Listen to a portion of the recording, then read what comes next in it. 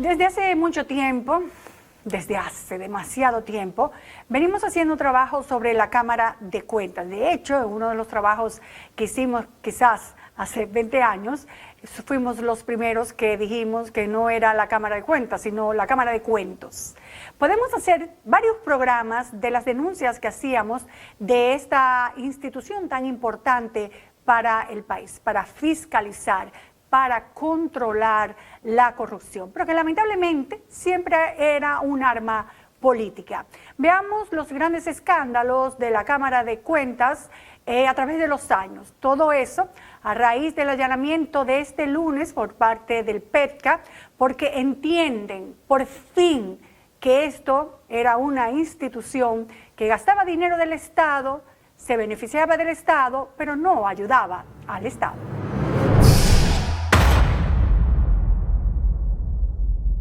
La Cámara de Cuentas es el organismo instituido por la Constitución con carácter principalmente técnico que tiene a su cargo el examen de las cuentas generales y particulares de la República mediante auditorías externas, financieras, de gestión, estudios e investigaciones especiales a los organismos, entidades, personas físicas, jurídicas, públicas o privadas, como lo establece la Ley 1004. Cuando uno accedía a la página web de la Cámara de Cuentas en los años pasados, llamaba la atención algunos puntos, como, por ejemplo, la pequeña cantidad de auditorías que el organismo publicaba como realizadas, tomando en cuenta que las instituciones del Estado a ser auditadas eran unas 1.470, a las que había que agregar 32 partidos, movimientos políticos y 1.196 organizaciones sin fines de lucro que reciben fondos públicos, lo que sumaba unas 2.698 instituciones.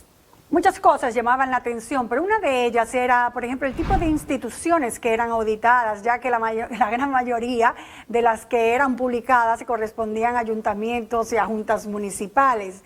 Destacaban por su ausencia los ministerios que manejaban la mayor cantidad de recursos estatales, como educación, salud pública, obras públicas y en ese momento la OISOE. Y por supuesto la Presidencia de la República, que sepa yo nunca ha sido auditada.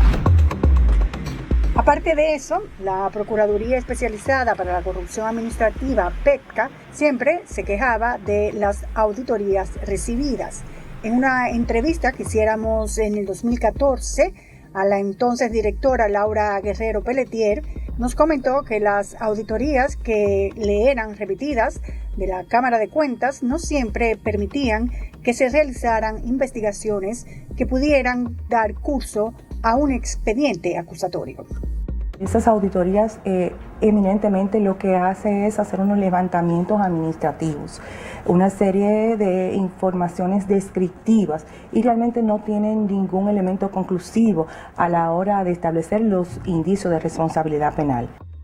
Estas auditorías presentaban inconvenientes como, por ejemplo, el tiempo que pasaba entre el periodo auditado y el momento en que se iniciaba el proceso de investigación, ya que muchas veces las pruebas no estaban o ya eran muy viejas. Ocurría también que algunas auditorías abarcaban distintas gestiones conjuntamente y esto no permitía establecer una responsabilidad individual, auditorías sin ningún valor penal.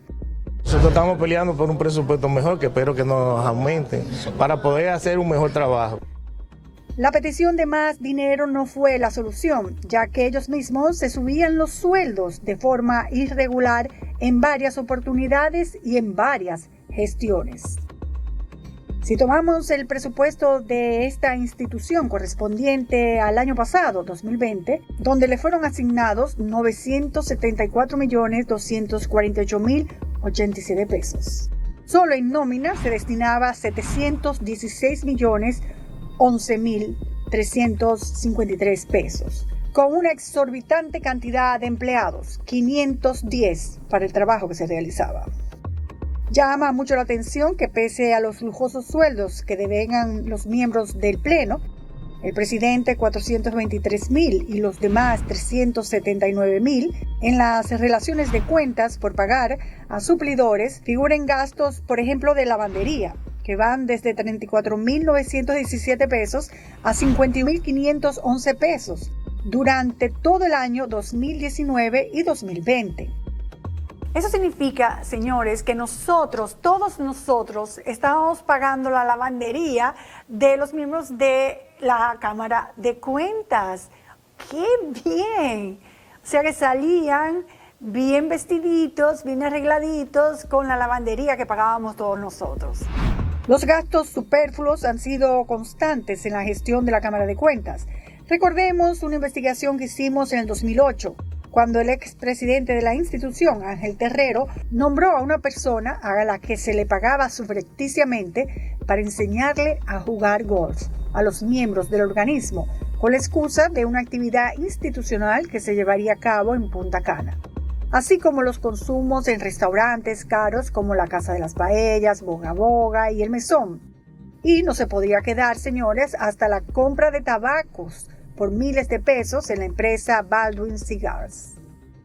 Hubo una propuesta de que no era pecaminosa para la Cámara de Cuentas, no lo era. Era que trataron de gestionar un préstamo para cada uno de los miembros del Pleno de 8 o 10 millones de pesos en el Banco de Reservas para crear, para cada uno, para crear un fondo de un ahorro forzoso. De manera de que en el 2010 cada uno tuviéramos ese dinero.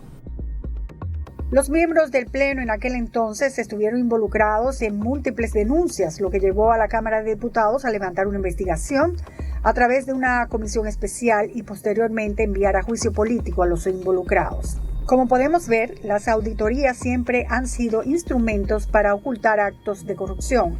Así lo demuestran estas declaraciones de un ex miembro de la Cámara de Cuentas en el 2008, en el juicio que le llevaron a cabo en la Cámara de Diputados. Había auditorías que no han salido, que deben salir, pero que no salieron porque no se podía decir en las elecciones, porque hacía daño la campaña.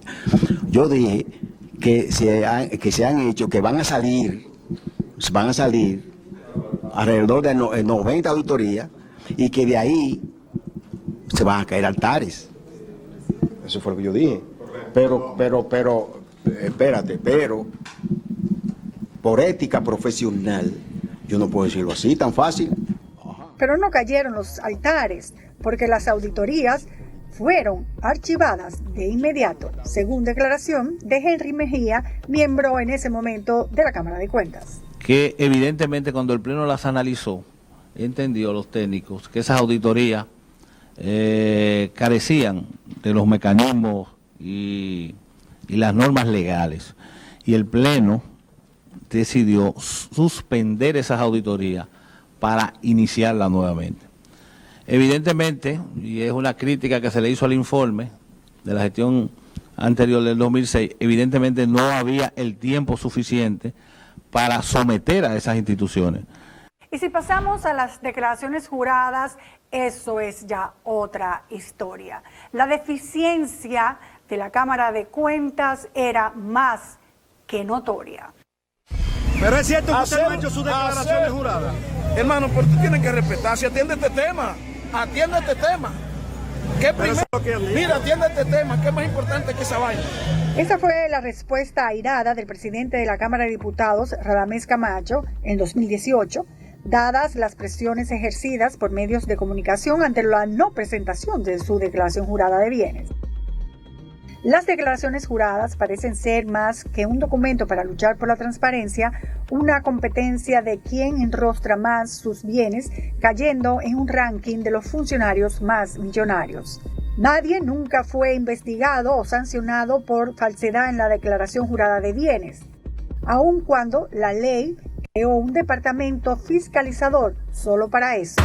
Se llama Departamento de Evaluación y Fiscalización de la Cámara de Cuentas. Tiene actualmente 26 empleados, 9 auditores, 10 analistas, 2 auxiliares, una secretaria, 2 encargados, un asistente y un técnico de archivo, de los cuales apenas uno es de la carrera administrativa, 24 son designados y uno es de libre remoción.